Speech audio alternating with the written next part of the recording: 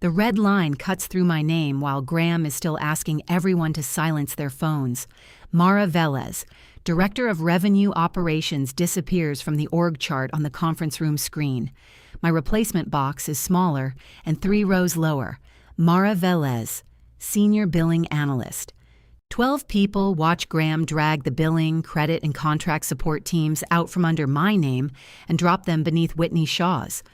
Whitney sits across from me with her coffee balanced on a yellow legal pad. She doesn't look surprised. Graham clicks to the next slide, then reaches behind his chair and picks up my blue accordion folder. "You only followed instructions," he says. "Whitney will own the process going forward." He hands her the folder containing my approvals. The white string around it snapped last winter.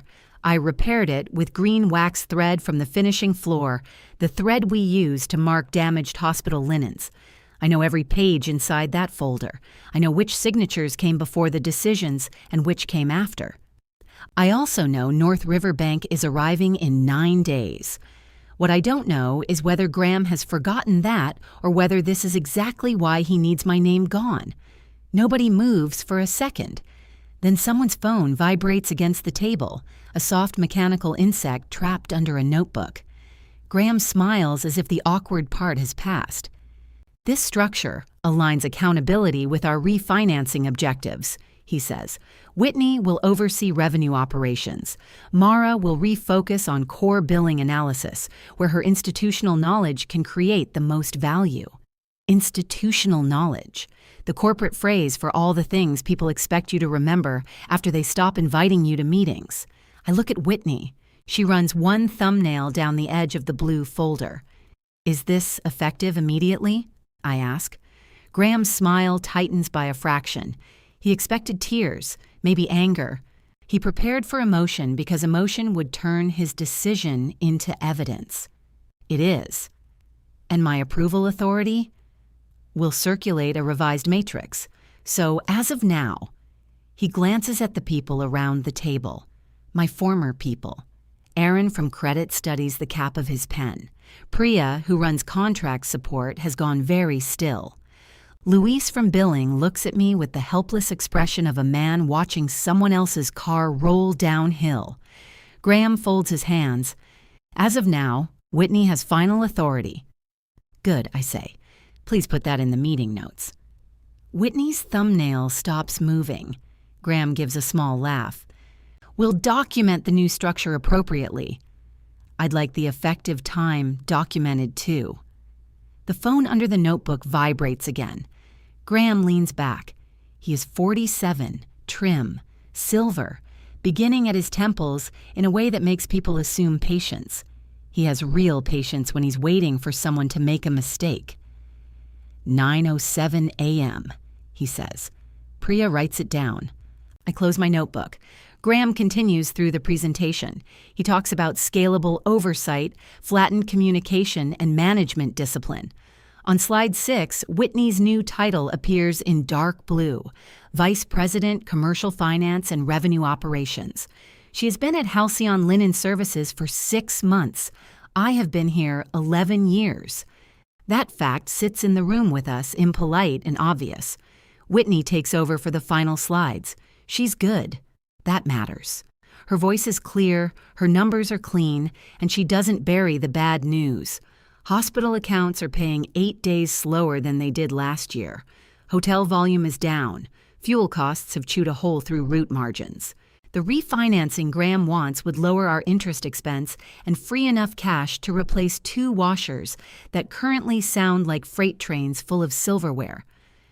We've depended too heavily on informal knowledge, Whitney says. A modern company can't function through side conversations and exceptions living in one person's head. Her eyes touch mine on the last phrase. I almost admire it. She has turned my work into the argument for taking it from me. When the meeting ends, chairs scrape backward all at once. People gather laptops and coffee cups with exaggerated concentration. Luis stops beside me. Do you need anything? Yes. Finish the St. Catherine batch before lunch. His face falls. I know what you meant. I squeeze his wrist once. He nods and leaves. Priya waits until Graham and Whitney are near the door. "Do I report to Whitney now?" she asks. "Yes," Graham says. "What about contract deviations already assigned to Mara?" "Transition them." "All of them?" Whitney answers. "Send me the list. We'll prioritize by materiality." Priya's gaze flicks to me. I give her the smallest nod I can manage. She leaves with her notebook held against her ribs. Graham shuts the conference room door. "I thought that went well," he says. "You crossed out my title in front of my staff. The visual was unfortunate." "You made the visual." "I made an organizational change." Whitney remains by the door holding my folder. "Would you prefer I give you 2 a minute?" Graham says, "No." I say, "Yes." She looks between us, then places the folder on the table. Graham immediately pushes it back toward her. "Keep it," he says. She takes it with her and closes the door behind her. Graham waits until her footsteps disappear. "You're making this personal. You announced it 9 minutes before the meeting. I tried to schedule time Friday. You put 20 minutes on my calendar at 5:48. I was at Westbridge Medical resolving their rejected linen claim. You knew that. You could have called." "I did, at 6:10. He looks toward the blank screen. "This is why the new structure is necessary. Everything becomes a prosecution with you." I stare at him. There it is, the clever reversal that always arrives wearing a reasonable tie. My memory is aggression. His ambush is efficiency. "Why now?" I ask. "We need credible executive ownership before North River comes in." "I had executive ownership Friday. You had a director title. I had authority over 3 departments. You had inherited influence. The words land cleanly because he has sharpened them before using them. My father was Thomas Velez, best friend to Halcyon's founder, Anthony Vale. Dad helped Anthony install the company's first tunnel washer and spent 30 years keeping the plant alive through broken boilers, floods, and one memorable incident involving a delivery truck, a loading dock, and a driver who misunderstood the word reverse. My Aunt Elena married Anthony's younger brother. My cousin Daniel runs sales. Graham knows the family web. He also knows I have spent 11 years pretending it isn't there. Inherited from whom? I ask. Don't do this. Say it. Mara, your work has value, but you've been treated as untouchable because of your relationship with the Vales. That isn't healthy for you or the company. A laugh slips out of me. It sounds dry and unfamiliar. You just demoted me and called me untouchable. I reassigned you to the area where you're strongest. You gave my title to someone you hired 6 months ago. She has restructuring experience. She has presentation experience. She has both. That stops me because it is probably true. Graham sees the pause and mistakes it for surrender. He softens his voice. The business is under pressure. North River has questions about our controls. The family wants the refinancing, but they don't want to make hard changes. I'm the one who has to make them. So I'm the hard change? You're part of it. What does the revised position pay? His eyes drop to his closed laptop. Compensation remains unchanged through the current quarter. After that, we'll evaluate. I nod once. I don't trust my voice. There's a revised job description coming from HR, he says. I hope you'll approach it with an open mind. I'll read it. And Mara, I need you to support Whitney. A smooth transfer is in everyone's interest. Send me the authority matrix. His jaw shifts. You're still a leader here, regardless of title. No. Leadership without authority is unpaid liability. Send me the matrix. I leave before he can answer. Halcyon occupies 2 brick buildings beside the Passaic River in northern New Jersey. The older building holds administration, sorting, and a finishing floor that smells like steam, detergent, and hot cotton. The newer building holds the tunnel washers, presses, and enough machinery to make every conversation feel slightly urgent. My office is on the 2nd floor, behind a glass wall overlooking trucks backing into the loading bays. By 10:30, Facilities has removed Director of Revenue Operations from the plaque beside my door. They leave my name. The adhesive shadow around the missing title is darker than the wall. Aaron appears carrying 2 mugs from the break room. One is coffee, he says. The other is what the machine calls coffee with hazelnut. I'll take the honest one. He hands me the black coffee and closes the door. Did you know? No. Did Whitney? He rubs the side of his nose. She asked me Friday for the aging report by approver. What did you send? The standard cube export, which doesn't include manual exceptions. I know. Did she? She does now. I sip the coffee. It tastes burned enough to remove paint. Who told her? Graham asked why the total didn't tie to the borrowing base package. I said the difference was manual credits and inventory adjustments. And? He asked who had access. Access, I repeat. Aaron looks sick. He is 32, smart, loyal, and chronically terrified that those first 2 qualities will be discovered in the wrong order. I said you review them. You told the truth. I made it sound like you do them alone. I do some of them alone. Because Graham won't come downstairs. Still true. He looks through the glass wall toward the hall. What are you going to do? Finish the St. Catherine batch. Mara, what do you want me to do? Throw the copier through his window? His mouth twitches. It's leased. Then I'd be creating an accounting problem too. That gets half a laugh. I set the mug down. At 9:07 this morning, my authority ended. If anyone asks you to backdate an approval, change an approver code, or clean up a transaction that happened after 9:07, you ask for written instructions. His expression changes. Do you think they'll do that?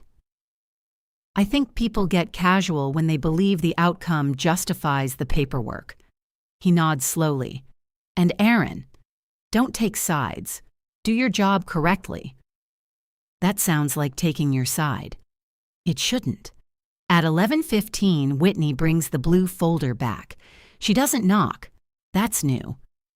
I need context on several of these, she says, placing the folder on my desk. The green thread falls across the wood between us. Which ones? She opens to the index. I typed it 6 months ago after Graham complained that the lender package took too long to assemble. 14 tabs, labeled A through N. Let's start with Westbridge, she says. There's a $280,000 credit, but the note says it protects $900,000 in collectible receivables. It did. How? The credit settled their disputed loss charges. I read the memo. Then you saw the calculation. I saw 6 columns with handwritten route numbers. Those are delivery routes. I know what route numbers are, Mara. I look at her. Okay. She exhales. I'm asking where the support lives. Dispatch archive weeks 34 through 41. Customer amendment folder contract year 3. Loss reconciliation on the shared drive under Westbridge. Disputes. Final. Why isn't it all here? Because this is an approval file, not a warehouse. Graham said these were turnkey. Graham has never opened one. A beat passes. Whitney sits in the chair across from me. Up close, she looks tired. There is a pale indentation on the bridge of her nose where she wore glasses earlier. Did you know he was changing the org chart? She asks. You were holding a legal pad with your new title written at the top. Her eyes flick toward the folder. He told me Friday. And you accepted? Yes. I appreciate the answer more than an apology. She turns to tab C. The machinery lease reclassification. You approved moving the obligation outside funded debt. No, I approved treating the maintenance component separately after outside accountants confirmed the contract had 2 distinct services. Graham signed it. After I drafted the question, gathered the service records, and made him call the accountants. So he approved it. Yes. Then why does your code appear in the authorization trail? Because I verified the conditions after he signed. She flips to another tab. And the Mercy General freight adjustment? Emergency delivery during their boiler failure. Daniel waived the surcharge. Daniel promised to waive it. I limited the waiver to 48 hours and tied it to a contract extension. That extension isn't in here. Contract support. Priya's team? Your team. Her mouth tightens. For the next 40 minutes, she works through the tabs. She asks good questions, faster than Graham ever did. I answer the factual ones. When she asks me to recreate a decision or contact a department on her behalf, I tell her I need the new authority matrix. Finally, she closes the folder. You realize how this looks. To whom? You know every place the bodies are buried. There are no bodies. There are wet sheets, broken equipment, late trucks, and clients who deduct whatever they think we won't fight. You've made yourself the translator for all of it. I made records. In 6 systems. I didn't buy the systems. She studies me. Graham thinks you built complexity around yourself.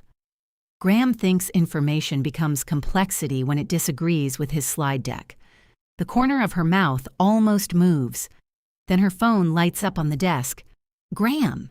She turns it face down. I'm not your enemy, she says. You took my job. I accepted a job he was going to give someone. That sentence probably helps. It helps me sleep. Then keep it. She stands, lifting the folder. The green thread catches under her wristwatch, and for a second, the knot pulls tight. I reach out automatically. Don't yank it. She freezes. I loosen the thread from the clasp and wind it around the folder twice. My fingers know the routine. What is that stuff? She asks. Wax thread from finishing. They use green for damaged linen. You repaired an executive approval file with laundry thread. It hasn't broken again. She looks at the knot, then at the pale rectangle beside my door where my title used to be. I'll get you the matrix, she says. At 4:40, it arrives by email. Whitney now has authority over customer credits up to $500,000. Emergency freight without a stated limit, contract deviations, billing adjustments, and inventory classifications. Graham retains final approval for financing decisions and anything he considers material. My name appears on the last page. Senior Billing Analyst, no approval authority. I print the document, write received 4:42 p.m. beside the date, and place it in a plain manila folder in my locked drawer. At 5:03, Daniel calls from the sales floor. Can you come down, he asks. St. Catherine rejected the revised invoice. Why? They say our freight line violates the pricing letter. It does. There is a pause. Can you fix it? Who approved the freight? Whitney. Then Whitney can revise it. Mara, I have their procurement director waiting. I'm not authorized to change it. You have always handled St. Catherine. Until 9:07 this morning. His voice drops. Don't punish the company because Graham hurt your feelings. I look through my office glass at the empty space beneath my name. Send Whitney the pricing letter, I say. Then I hang up, close the blue free drawer, and listen to the presses pound downstairs like a second heartbeat. The presses stop at 6, and the sudden quiet makes the building feel abandoned. I'm halfway to the stairs when Daniel steps out of the sales office. You hung up on me. You were done asking a question. I had Simone Blake waiting. Then you should have sent Whitney the pricing letter before she approved the charge. His tie is loose, his sleeves rolled to his elbows. Daniel is good at selling because he can make impatience feel like enthusiasm. Right now, it just feels like impatience. She didn't know about the letter. It's attached to the customer record. She couldn't find it. That isn't the same thing. He lowers his voice even though the office is empty. Saint. Catherine is a $6 million account. Which is why you shouldn't ask an analyst with no approval authority to alter their invoice. You know I don't care what Graham's chart says. Simone does. North River does. The accounting system does. Come on, Mara. I press the stairwell button. Nothing happens because it isn't an elevator button. I have worked here 11 years, and my hand still went to the metal plate like it might carry me out. Daniel notices. He is kind enough not to smile. You could have told me privately, he says. And then what? You tell Whitney I fixed it, she tells Graham, and Graham says I refused to respect the new structure? I wouldn't tell her. That's worse. The stairwell door opens behind him. Elena comes through carrying a mesh bag full of green plastic tags and 2 sleeves of thread. She wears navy work pants, steel-toed shoes, and silver hoop earrings large enough to qualify as equipment hazards. She looks from Daniel to me. Why do you both have funeral faces? Ask your son, I say. Ask your niece, Daniel says. Elena keeps walking. I raised one of you. The other one I only encouraged.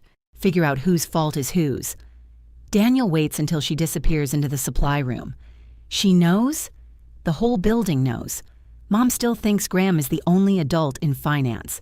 Your mother thinks anyone wearing a tie is either important or hiding a stain. He almost laughs, then remembers he's angry. Can you at least tell me what the correct fix is? Remove the freight charge, issue the contract-compliant invoice, and book the freight to the emergency service concession tied to the renewal. Where is that? What contract support? Priya, Whitney's team. His face hardens. You're enjoying this. That hurts more than Graham's words because Daniel has known me since we were both young enough to confuse proximity with trust. I'm standing exactly where your CFO put me, I say. If it's inconvenient, ask him why. I take the stairs. At home, I place my keys in the blue ceramic bowl by the door and stand there with my coat on. The apartment is quiet except for the refrigerator clicking in the kitchen. 2 years ago, I started saving for a small house with a yard. Nothing ambitious. Enough room for a dining table that didn't fold and a patch of ground where I could grow tomatoes badly. I open my banking app and look at the savings total. Then I call the employment attorney whose card has been in my desk since a Women in Manufacturing breakfast last spring.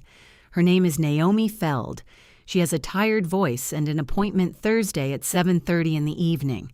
Her consultation fee is enough to buy a very good dishwasher or several terrible ones. Bring your offer letter, job descriptions, performance reviews, and anything showing the change, she says. What about emails? Relevant emails you're entitled to possess. Don't start forwarding company records to yourself. I wouldn't. I say that because sensible people become creative when they feel cornered. I'm not creative. That's what the creative ones tell me. For the first time all day, I smile. By Tuesday morning, a temporary paper sign is taped beneath my name outside my office. Senior Billing Analyst. The font is Comic Sans. Louis stands at the billing printer pretending to study a stack of remittance notices. Was this you? He looks offended. I have standards. Who then? Facilities. Facilities hates me.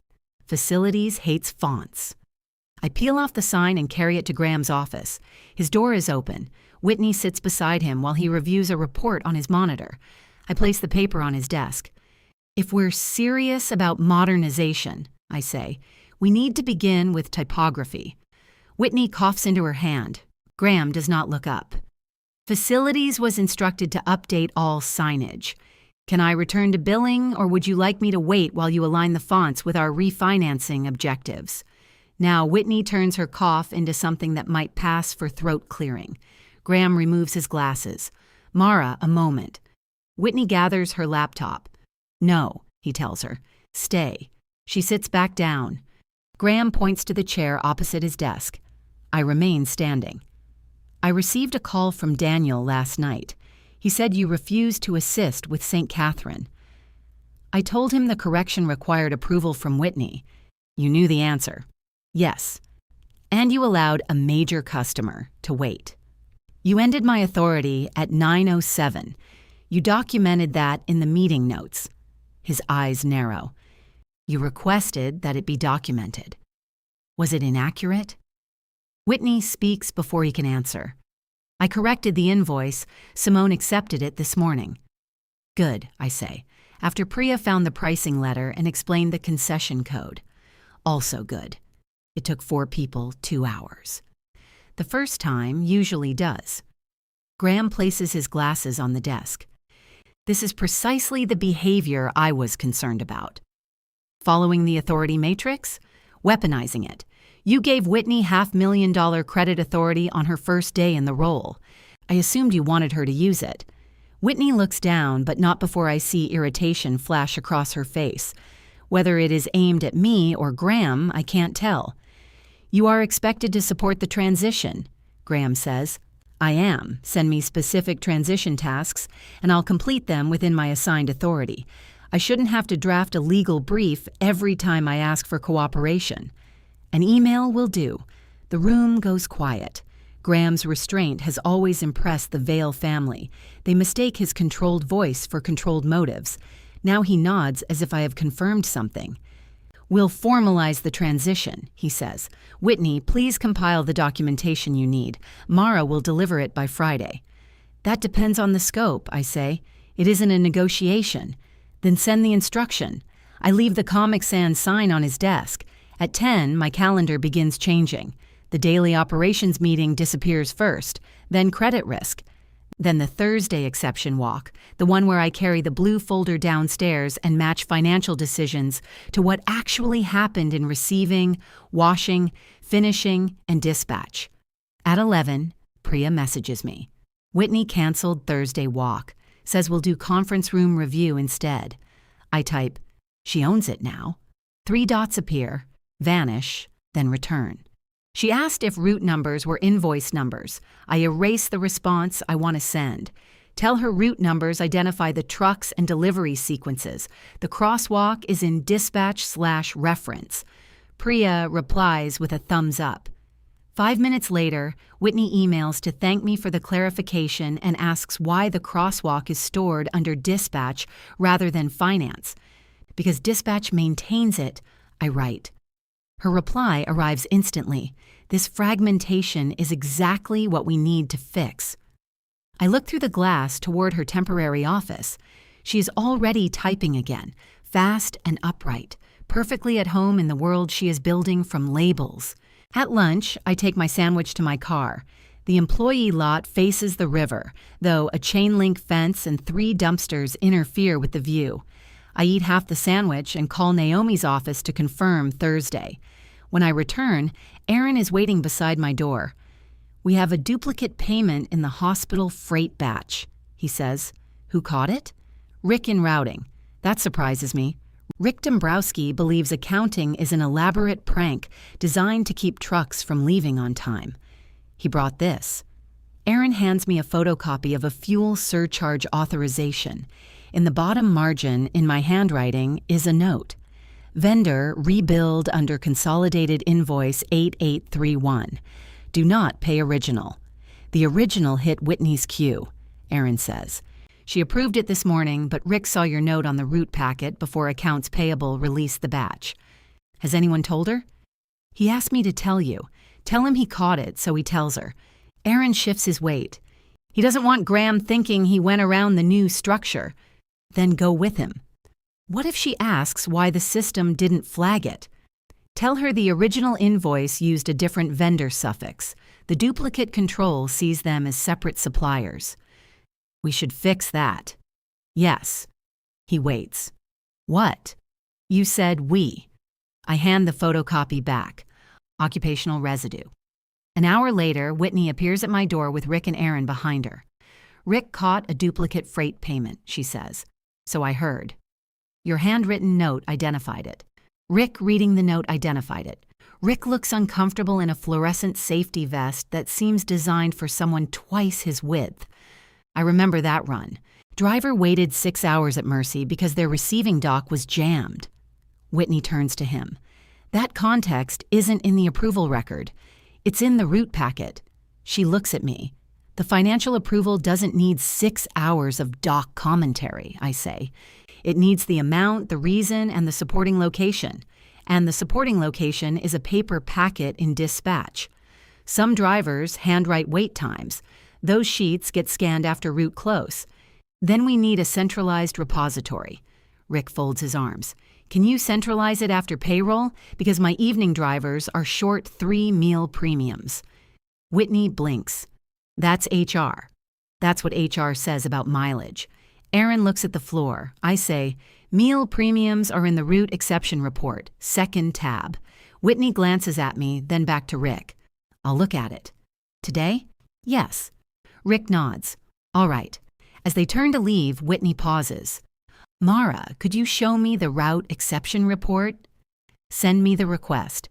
It's a report. It includes wage data and driver identifiers. I no longer have a business reason to access it. Rick looks between us. Aaron becomes fascinated by a fire extinguisher. Whitney's face reddens. Fine, I'll send the request. She does. She copies Graham. By 4, Graham sends a second email formalizing my transition duties. The list contains 27 items and a deadline of Friday at noon. It includes process narratives that took my department 3 months to build, customer histories going back 5 years, and all undocumented contextual knowledge necessary for seamless continuity. I read that phrase 3 times.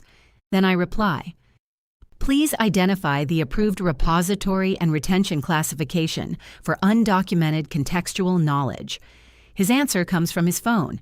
Use your judgment. I print both messages. Thursday morning, the blue folder stays in Whitney's office. I see it through the glass when I walk past. Open beneath her laptop, green thread dangling over the edge of the desk. At 9, she conducts the exception review in the conference room. At 9:15, Elena calls me from finishing. Did you approve a change to damage grading? She asks. No. They're counting stain-grade surgical sheets as reusable. Who is they? Whitney sent a spreadsheet, says it improves recoverable inventory. Did you tell her the green tags mean the fabric has failed inspection? I told her. She said the customer allows cosmetic variants. For patient sheets? Elena's silence is eloquent. Do you have the downgrade records? I have tags, counts, and photographs, like you taught us. Send them to Whitney, copy Graham, and quality assurance. And you? No. Mara, I don't have inventory authority. You have eyes. So does everybody downstairs. She hangs up angry. At 7:20 that evening, I sit in Naomi Feld's office with my performance reviews, the revised org chart, the authority matrix, and the unsigned job description arranged between us. Naomi reads for a long time. Her office smells faintly of peppermint and printer toner. Finally, she looks up. They can change your title, she says. I know. They can change your responsibilities. I know. They can even make a cruel and short-sighted decision without making an illegal one. I know. Stop saying you know. I charge too much for that. I close my mouth. She taps the unsigned job description. Your leverage is narrower than your anger. The words sting because they are clean. What leverage? You haven't accepted the revised terms. They still want your knowledge. They're asking you to perform transition work while removing the authority that made the work possible. You can negotiate scope, compensation, reporting, severance, or an exit. I don't want severance. I want them to admit what I did. Naomi leans back. Those are different goals. Outside her window, rain streaks the streetlights into long yellow lines. If I quit now, I say, Graham gets to say I couldn't handle reporting to Whitney. He may say that anyway. My aunt's entire department depends on the credit line. Daniel has contracts renewing this quarter. If I walk out before the bank review, you are not the credit line. No, but I know what supports it. Then decide what you're willing to provide, what you require in exchange, and what you refuse to carry without authority. She slides the papers back to me. The consultation charge comes out of my house account before I reach the parking garage. On Friday morning, Graham is waiting in my office. The blue folder lies on my desk between us, its green thread pulled loose. North River moved the review up, he says. They'll be here Monday. He rests one hand on the folder. And before they arrive, he says, you and I need to agree on who made these decisions. I put my bag on the floor. What does agree mean?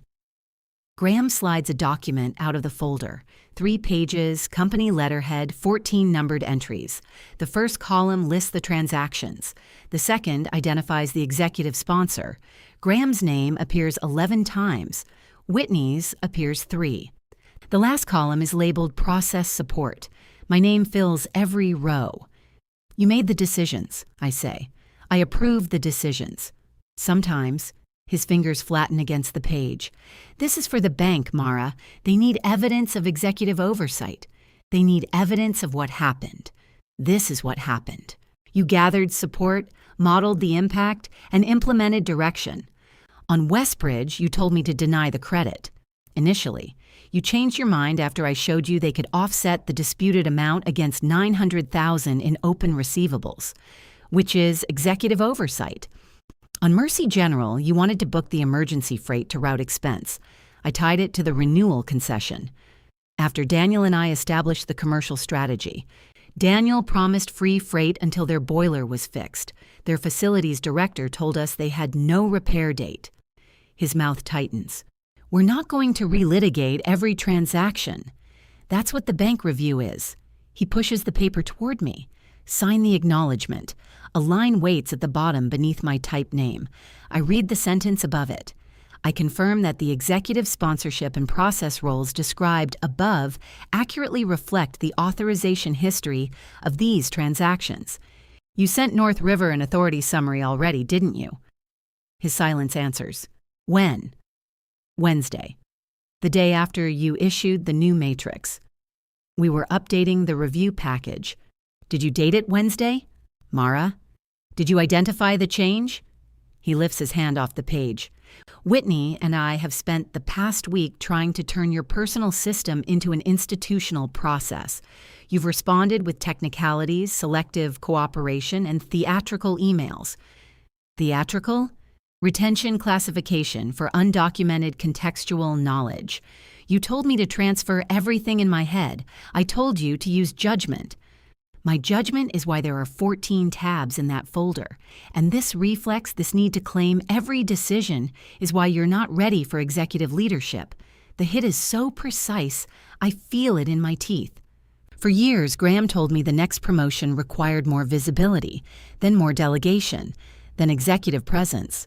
I hired people, trained them, stood in front of quarterly meetings while my blouse stuck to my back. Each time I reached the line, he moved it with a tone suggesting I had misunderstood the map. I pick up the acknowledgement.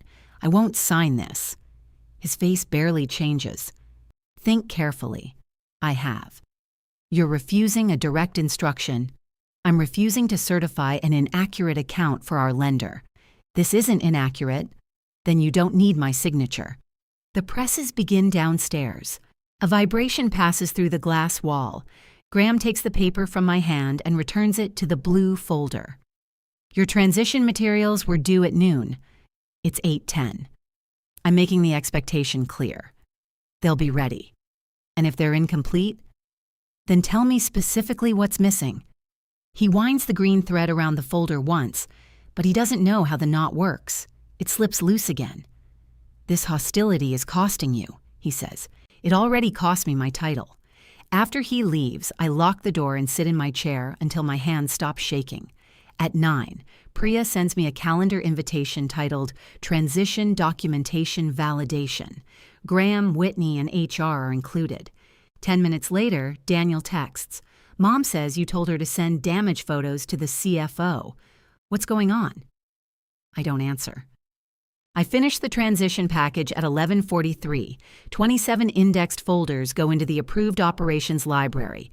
Each contains a process, description, system owner, source records, decision limits, and known exceptions. Where judgment is required, I write exactly what the judgment depends on. I do not include passwords, private notes, or borrowed authority disguised as procedure. At 11:50, I email the index to Graham and Whitney. At 11:56, Whitney appears. You documented the credit workflow in 4 pages. It's a short workflow. You referenced 11 customer amendments without summarizing them. The amendments are already summaries of negotiated terms. Mara, this is malicious compliance. Which fact is missing? That's not the point. It's the only point I can fix. She shuts my door behind her. Graham wants HR to issue a written warning. For what? Failure to support the transition. I delivered every requested item before the deadline. You know what he needs. He needs me to sign his version of the 14 approvals. Her eyes shift. He told you? I ask. He showed me the summary. And? It's simplified. It's false. It gives the bank a clear control structure. We didn't have a clear control structure. We had Graham approving broad recommendations, me testing the conditions, department heads providing evidence, and family executives making promises in hallways. You think telling the bank that helps? I think changing the story 9 days before a review hurts. She walks to the window. Below us, Rick directs a truck toward Bay 4 with both arms, making the driver look like an airplane landing. I left a consulting firm because I was tired of recommending changes I never got to implement, she says. Graham offered me authority. He said you were brilliant but territorial, that every process stopped at your desk. Some did. Then he wasn't entirely wrong. No. She turns, surprised. I should have trained backups sooner, I say. I should have forced written authority instead of accepting whatever Graham needed done. I liked being the person people came to because it made you indispensable, because it made me useful. That's the prettier word. I let that sit. She looks at the empty strip beside my door. Did you want my job? I wanted mine. Her phone buzzes. She checks it and swears quietly. What? Saint, Catherine rejected the new credit memo. The one you corrected Tuesday? They accepted the invoice.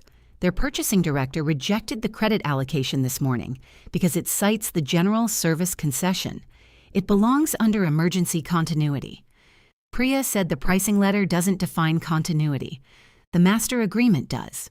Where? Section 12. I read Section 12. Not the current agreement. The Fourth Amendment restates it. Her stare could sand wood. You just said amendments shouldn't need summaries. I said they are summaries. I didn't say you could skip them. She leaves without replying.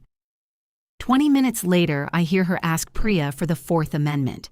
By 2, St. Catherine accepts the memo. Whitney sends the confirmation to Graham and copies me. She writes, resolved using existing contract framework identified by Mara. It is one sentence, but it is the first time my name has appeared next to my work since Monday. At 3:30, HR delivers the warning. The document accuses me of resisting organizational change, communicating in an adversarial manner, and failing to provide proactive support. It does not mention a missed deadline or an incomplete task. You can submit a written response, the HR director says. I will. You don't have to sign agreement. Only receipt. I sign receipt and write the time. When she leaves, I photograph the document with my personal phone and place the original in my locked drawer beside the authority matrix. At 4, Daniel walks in and closes the door. Graham called a family executive meeting for tonight. Why are you telling me? Because he's recommending they suspend you through the bank review. I feel the floor tilt just slightly. On what basis? Insubordination. He says you're undermining Whitney and creating lender risk. And what do you think? He looks older than he did Monday. I think you're making it easy for him. Did he show you the 14 transaction summary? He said you refused to certify routine process documentation. Did he show it to you? No. I unlock my drawer, remove the new authority matrix, and place it in front of him. Read the effective date. He does. Then I open the copy of the transition index on my screen and show him the upload time. What am I looking at? His claim is that I withheld information. I delivered every requested item before noon. His other claim is that I'm refusing to cooperate. What I refused was a statement saying he and Whitney sponsored 14 decisions before Whitney worked here. Daniel's eyebrows pull together. Her name is on old transactions? 3. That doesn't make sense. It makes the management structure look cleaner. He sits down. I tell him about the document without giving him a copy.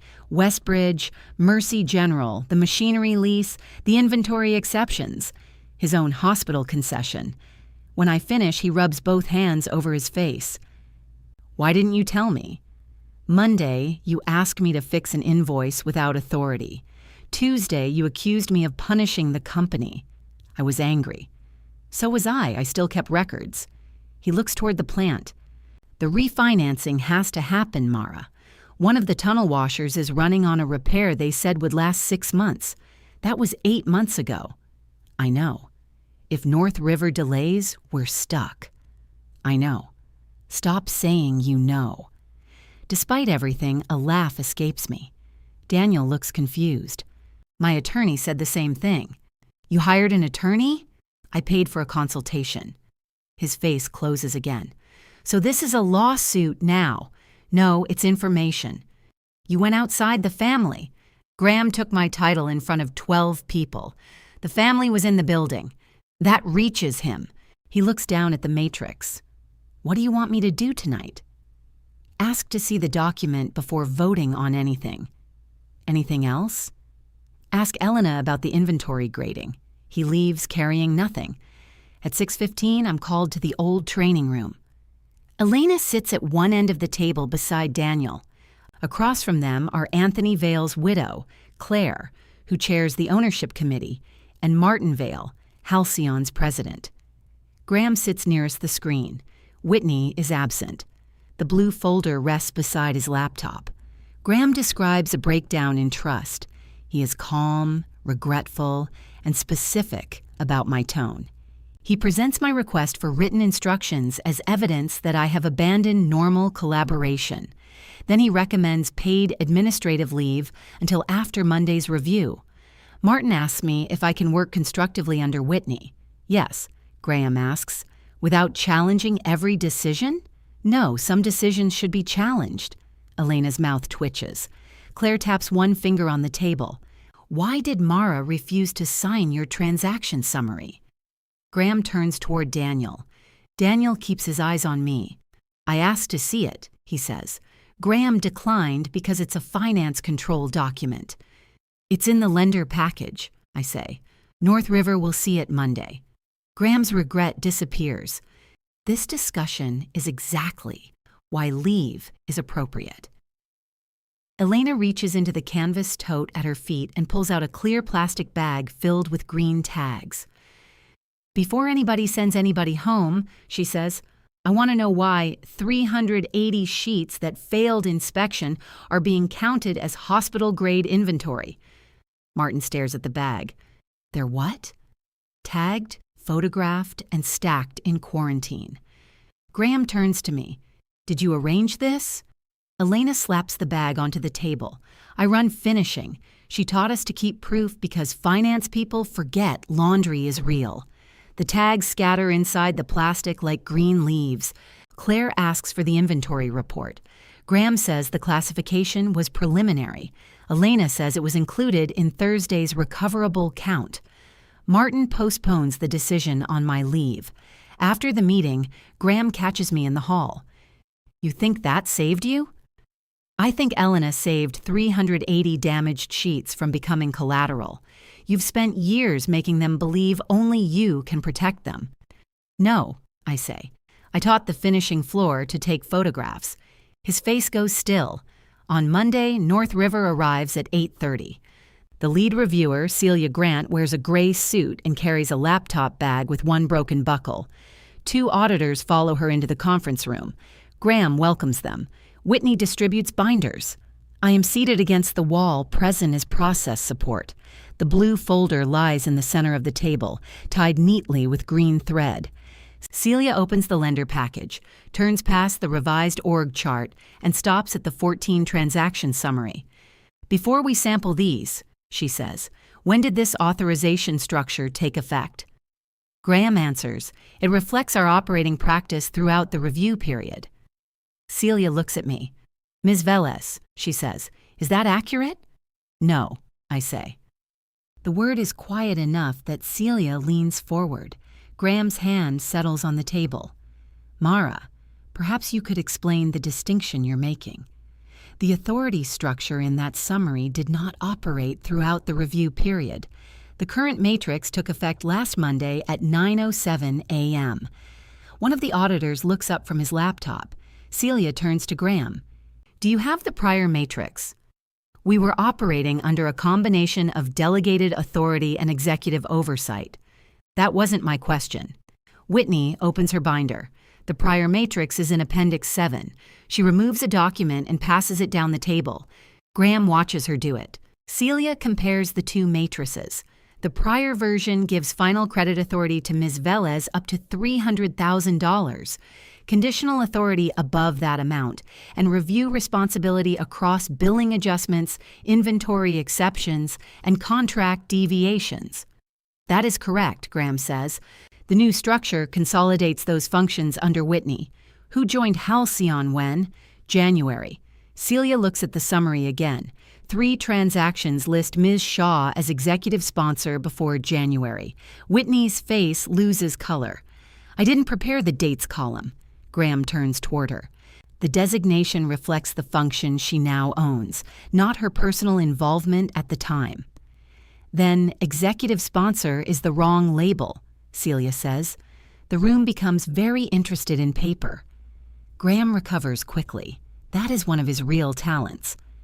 I agree the terminology could be clearer. Our objective was to demonstrate current accountability while giving context for historical decisions. Good, Celia says. We'll separate those questions. Current authority first, historical authorization second. She motions to the auditor on her right, who asks for system access logs, supporting documents and the original approval records for the 14 sampled transactions. Whitney reaches for the blue folder. The green thread slips free before she can untie it. Pages spread across the table in tabbed sections. The lead auditor takes tab A, then asks me where the support begins. Westbridge Dispatch Archive, weeks 34 through 41, I say. The receivables analysis is behind the approval sheet. The final customer amendment is in contract support. Whitney opens the shared drive and finds all 3. The auditor traces the sequence on his screen. I created the initial risk note.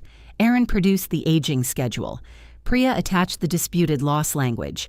Daniel confirmed the commercial exposure. Graham rejected the credit. I revised the recommendation with the offset risk and proposed a capped settlement. Graham signed that version. I verified the customer amendment before the credit released. Who determined the $900,000 was collectible only if the dispute settled? Celia asks. I did, I say. Who selected the settlement amount? I proposed it. Graham approved it. Who verified the condition? I did. Celia writes something in the margin of the summary. Tab B is Mercy General. The timestamps show Daniel's free freight promise, my 48-hour limit, Priya's contract extension, and my approval after the extension was signed. Tab C is the machinery lease. Graham's signature appears on the reclassification memo. My authorization code appears later, after maintenance records and the accountant's written response are attached. Why 2 approvals? The auditor asks. His authorized the accounting treatment, I say. Mine confirmed that the service conditions existed in the plant.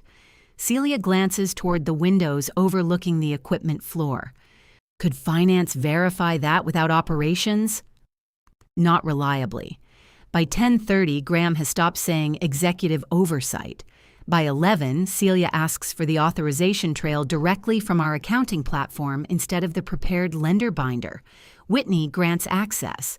The audit report lists my employee code again and again, MVELEZ-17. On 1 transaction, I am the initiator. On 6, I am the conditional approver. On 4, I am the final approver within my limit. On 3, I verify conditions after Graham signs. My code is not alone anywhere. Aaron, Priya, Daniel, Elena, quality assurance, dispatch supervisors, and Graham all appear where their work enters the chain. That is the control. Connected records, different hands, visible judgment. Celia draws a small mark beside each transaction as the auditors complete it. 7 before lunch, 10 by 1:30. On the 11th, the damaged inventory adjustment. Elena's photographs open across the conference room screen. Green tags hang from the corners of stained sheets. The original exception removes them from premium collateral. A Thursday spreadsheet attempts to restore part of them as recoverable inventory. Who authorized the restoration? Celia asks. Whitney sits straighter. I did. based on a customer tolerance provision that did not apply to this linen category. Quality assurance corrected the classification Friday. Did it enter the borrowing base calculation? Graham answers. The report was preliminary. The auditor checks the upload history. It entered an internal draft. It was removed before lender submission. Celia nods. Document the correction and the control failure. Whitney writes it down herself. Transactions 12 and 13 lead through contract amendments and route records. 14 is the duplicate freight charge Rick caught. My handwritten warning appears in the scanned route packet, but the auditor credits Rick's review and Aaron's payment hold for preventing release. Your system control failed, Celia says. Yes, Whitney says. The vendor suffix created separate supplier records. We merged them Friday and added a secondary invoice match. Who implemented that?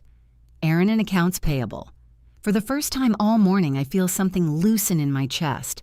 The records do not turn me into a solitary hero. They show what actually happened.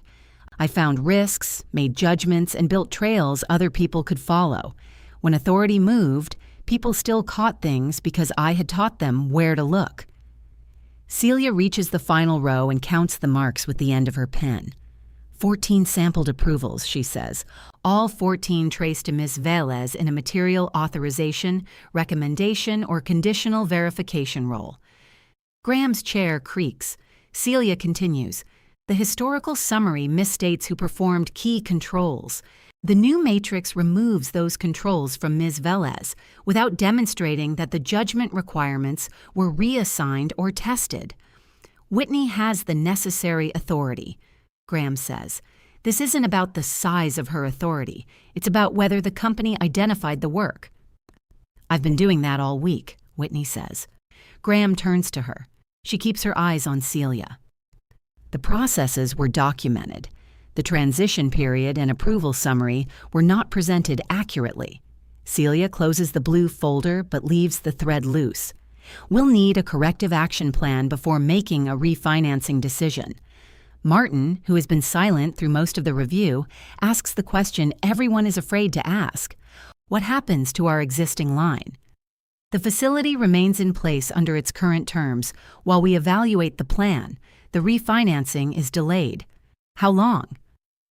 That depends on the quality of the correction and whether the authority structure operates as documented. The review continues into cash controls, receivables aging, and covenant forecasts. The company survives the afternoon. It is simply required to tell the truth about how it works. When the auditors leave, Graham asks me to stay. Claire and Martin remain at the table. Daniel stands near the windows. Elena has returned to finishing. Whitney gathers stray documents into the lender binder. Graham closes the conference room door. I regret that the summary created confusion, he says. It didn't create confusion, Whitney says. It created clarity that wasn't true. He looks at her as if she has broken an agreement. Claire asks, who prepared it? I drafted the structural categories, Whitney says. Graham assigned historical sponsorship and sent the final version. I made the reasonable assumption that executive accountability rested with the executive office, he says. Martin rubs his forehead. What does that even mean? It means, I say, that if a decision worked, Graham sponsored it. If it failed, I processed it. Graham's restraint finally fractures. You want credit? Fine. You can have credit. You've made this company dependent on your interpretation of every exception, then dress that dependence up as diligence. North River saw that too. They did, I say. That part is true. He stops. I accepted responsibility without insisting on authority, I continue. I kept fixing gaps because fixing them felt better than documenting who left them. I should have trained more backups. I should have refused verbal delegation years ago. Daniel shifts near the window. Graham seizes on it.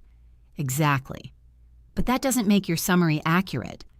Claire tells him to leave the folder and step outside. He opens his mouth, closes it, and walks out. Whitney follows after placing the folder in front of me. She doesn't look at anyone.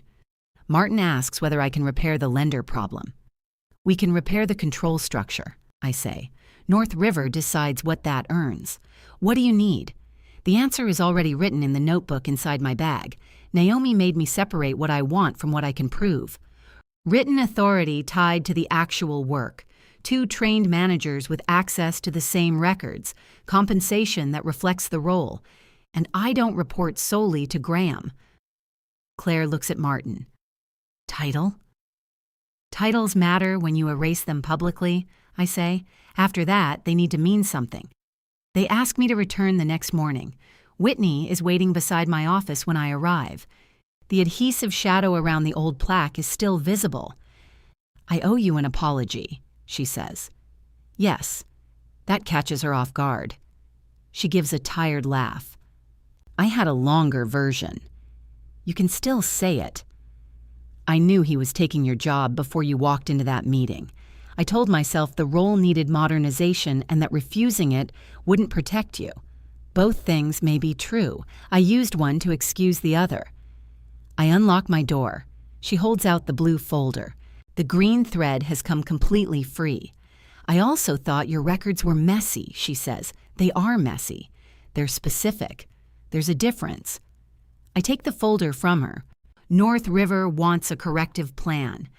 Graham told me not to work on it with you. And I'm here at 7:15. We spend 3 days rebuilding the authority map with Priya, Aaron, Elena, Rick, quality assurance, and accounts payable. Each decision has an owner, a backup, evidence requirements, and a dollar limit. Judgment calls receive review steps instead of vague executive labels. Graham remains CFO, while Claire and Martin begin a replacement search. His financing authority is narrowed, and lender communications require a second sign-off. He speaks to me only in scheduled meetings. The owners offer to restore my old title under him. I decline. The second offer names me Vice President of Operational Controls, reporting jointly to Martin and the Ownership Committee, with a salary adjustment, a written severance provision, and authority matching the corrective plan. Whitney retains commercial finance and helps implement the controls. We argue often, especially when she calls a 5-tab workbook streamlined, but the arguments end in decisions somebody can find later. North River accepts the plan and schedules a new refinancing review for the following quarter. On my first Thursday in the new role, I carry the blue accordion folder downstairs. The white string is useless now, and the green thread has frayed near the knot. At the finishing table, Daniel takes it from my hands. "You're doing it wrong," I tell him. "I haven't started." "You were thinking wrong." He threads the waxed cord through the punched flap. "Mom showed me. Elena ties knots like she's securing cargo in a hurricane. She said yours was too loose." She says that about everything I do. He finishes the knot and slides the folder back to me. It holds. Behind him, the new org chart hangs inside a clear frame. My title is printed beside my name with Priya and Aaron listed as control leads instead of disappearing beneath my box. Daniel taps the folder. 14? 14. The presses start their steady pounding on the other side of the wall. I wind the repaired green thread once around the button, pull it snug, and carry the folder to the 2 people waiting for me at the review table.